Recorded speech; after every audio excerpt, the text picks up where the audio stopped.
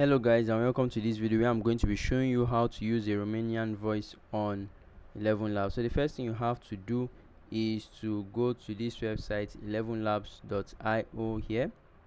So once on the website, sign in and choose the voices option here, then scroll to choose this collections options here, and then scroll down to the language pack and click on next till you find the language of your choice, in this case the Romanian language. Click on it and it should bring you to a page, okay,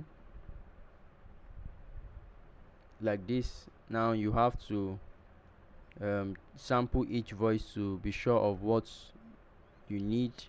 So once you've gotten the voice you need, you can click on add to my voices button here and it will be added appropriately to your voices. So this is how to and from there you can actually edit your video or your project. So this is how to add a Romanian voice to your project on elevenlabs. If you've enjoyed this video, please consider subscribing to the channel and leaving a comment below. Thank you very much and do have a great day.